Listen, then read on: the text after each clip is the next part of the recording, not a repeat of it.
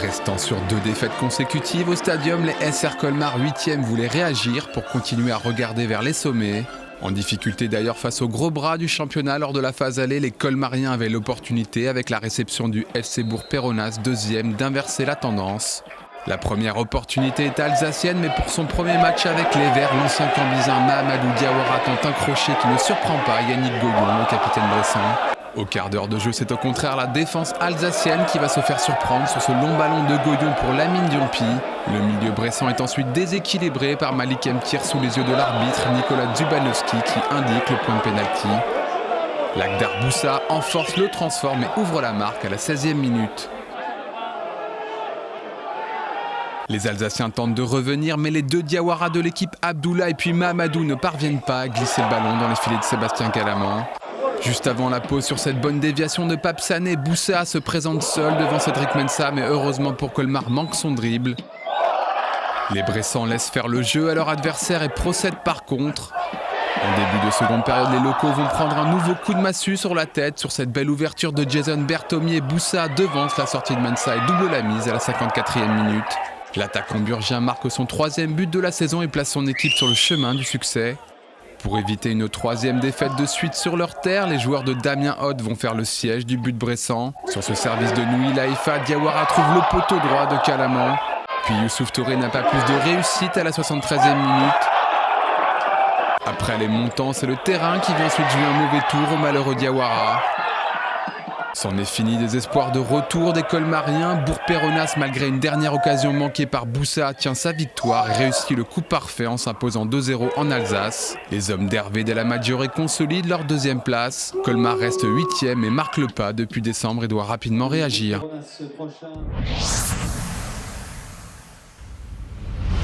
4e du classement, l'US Boulogne-CO restant sur 5 victoires en 6 matchs voulait poursuivre à domicile sa bonne série face au CA Bastia, 14e et toujours empêtré en bas de tableau. Après un premier coup franc de Damien Tibéri, les Corses vont trouver l'ouverture à la 25e minute sur cette tête contre son camp de Cédric Fabien.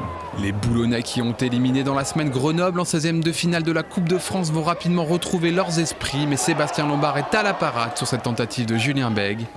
Mais le portier corse ne peut rien faire quelques minutes plus tard face au pied gauche d'Henrique Bizier qui égalise pour les nordistes à la 38e minute.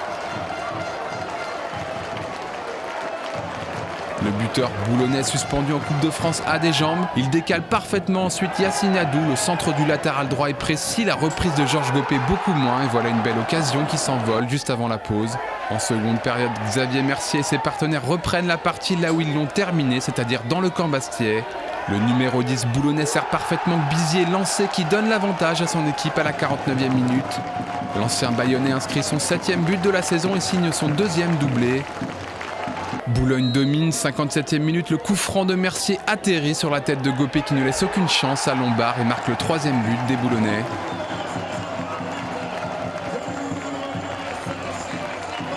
Pour cette rencontre, Stéphane Lemignan craignait une baisse de régime de ses protégés après la qualification en Coupe de France, mais il n'en est rien. Et c'est Mercier qui conclut à la 70e minute le festival offensif des locaux après ce bon débordement d'Adou.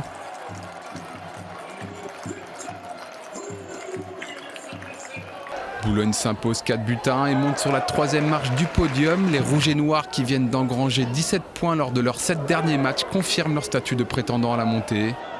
Pour Bastia qui ne possède plus que 2 points d'avance sur la zone rouge, la suite de la saison sera encore placée sous le signe du combat pour le maintien.